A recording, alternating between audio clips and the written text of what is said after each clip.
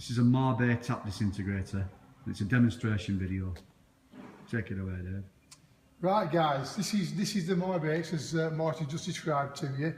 The basic controls are clamp once you set the workpiece, clamp at the back when you set the workpiece, fast traverse, which is manual, but what you do, you pull that knob there and you basically run that to the position you want, and when you get it in position you lock it off like that, just push that back in.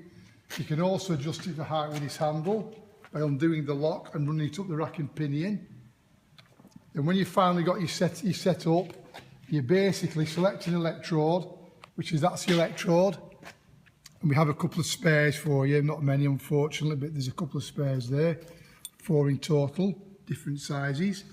And there's a chart on this instruction panel that tells you what it is.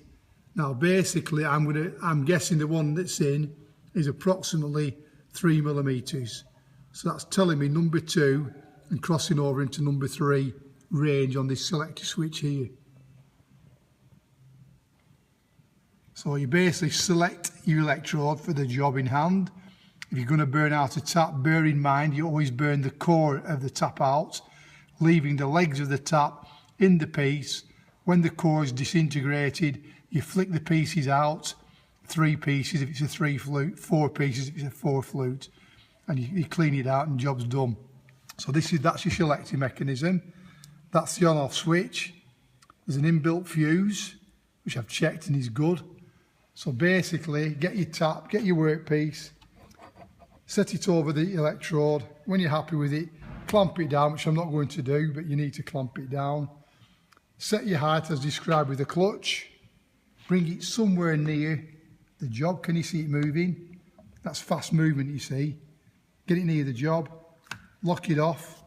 Now I'm ready to pull this curtain down, because if I don't, we'll have a big flood of coolant.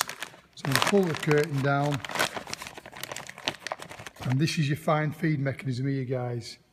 And basically, clockwise is down, anti-clockwise is up. Can you see it going up now?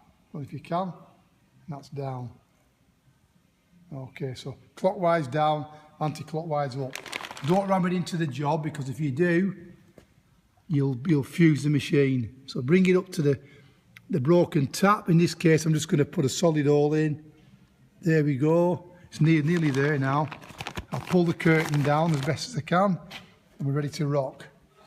You'll note the coolant comes flooding out, and I'm going to now bring it onto the job. When it starts to burn, you can see the sparks.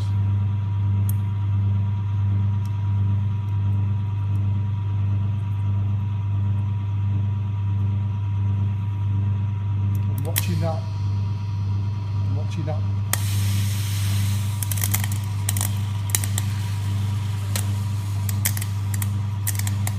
Adjust that if you need to do, if it's not doing a very good job for you.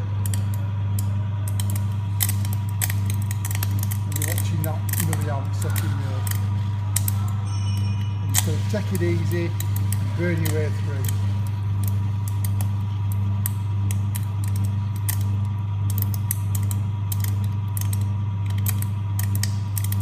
Can you see it's hardly taking any load,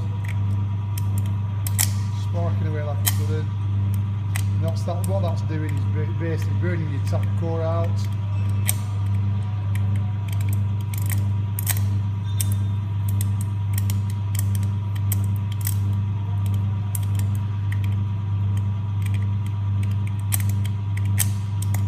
As you can see, I've not stopped turning it yet, plenty of sparks. Bear in mind, we haven't got a broken tap to disintegrate, so just to bear with us on that one.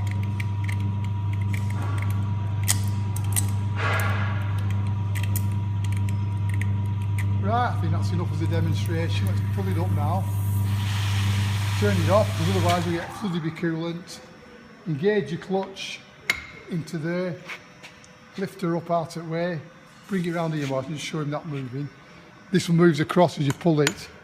Right, it's locked back in. Pull it, and it gives you fast trav. Okay, and that's push it back in, it locks it. Sweet. Right, let's just have a look what we've achieved. There you go. Let me get that coolant off it.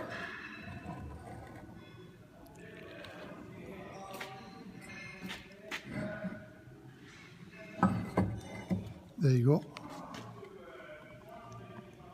And what that pip in the middle is the hollow part of the tube of the tap burning electrode, and basically cuts the tap around the periphery, leaving that little piece in the middle. They all do that. And there's a couple more I've done before, just when I was setting the machine up. There's one there and another one there. And it's not the best material to burn, it's cast iron, but it'll work really nice on a tap.